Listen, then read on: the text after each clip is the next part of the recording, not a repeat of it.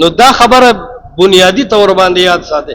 څومره احناف چې دي موږ د عقیدې د عمل اختلاف ټولو سره لرو، خو اصل کې بنیاد او انصاف خو پکار دی چې یو سړی څومره پورې سالم دی.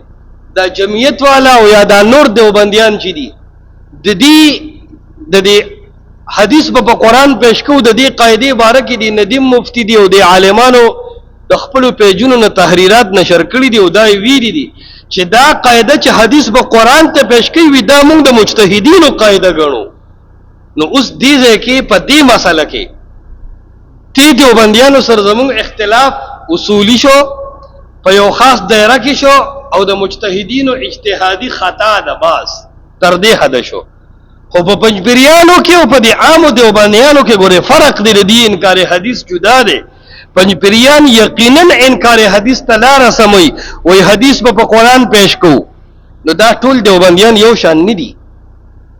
دا صفائی دی ندیم دی د خپل پیج د 2-3 ځله ورکړه تحریری تور چې ګوره مونږ دا قواعد مجتهدینو په حق کې ګڼو. وجه د هغې دا د خضر حیات وی چې د قرع النعال روایت چې چې مړې د خپو کشار اوری وی یہ راویوں کی گپ شپ ہے اور یہ قرآن کے مد مقابل روایت ہے.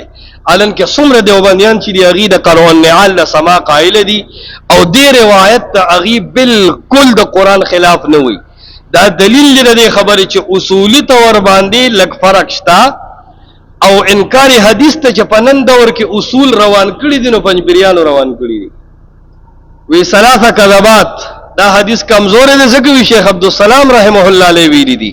هلکه حدیث په دې کمزوري کېږي یره جوی دا قرع النعال روایت کمزور دی او دا د قرآن خلاف دی. ولی وی شیخ عبدالسلام صاحب رحمت الله علیه په احسن الکلام کې لیکلي دي. نه دا خو تاسو پنجاب کې خپل یو پرنسپل مقرر کړی دی او په هغه حدیث تله الکه حدیث کمزوری کیږي او مضبوطیږي. ال ته د سلف صالحین فهم وګورا، ته متقدمین محدثین وګورا، پروات نظر وکا کدا سینو خدا کدا سینو دا خو ابن حزم په تعاد روحه فی جسده کې خطا شوی دی. اوس خضر حیات د ابن حزم د خطاین قاعده جوړ کړی دا او بی تعاد روحه فی جسده خطا دی او دا حدیث نه منم او دا د قرآن خلاف دی. نور دیوبندیان داسې ظلم نه کوي حدیثو سره، کم ظلم چې نن پنځپیریانو راغستې. په دې وجه تاسو وګورئ ډلې ډلې منکرین حدیث جماعت المسلمین دا خلک دا د پنځپیریانو نه راځي. نو دې کې لږ فرق پکار دی. د انکار حدیث اصول په نن دور کې اشاعت روان کړي دي او طریقه دا د ویزه حدیث په قرآن پیش کوم.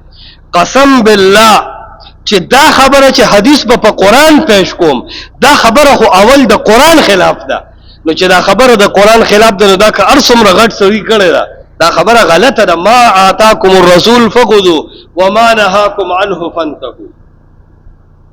ابو بکر البیهقی وی په قرآن کې داسې یو ټکی نشته لیس فی القرآن دلالة، اس قسم دلالت په قرآن کې نشته چې ګنې حدیث په قرآن پیش کې. دا گپ شپ د خلکو جوړ کړی دی او چې کمزې کې ځنې خلکو نه قدر عبارت نکل دی د هغې دا معنی نه ده چې دا کله چې حدیث شاذ او معلول نو او په صحیح سند ثابت شو نو د دې شین اسمان د لاندې او د دې خړې ځمکې د پاسه یو حدیث پنځپیریان داسې نشي پیش کولی چې شاذ معلول نه سند باندې برابري محدثینو قبول کړي او د قرآن خلاف شي.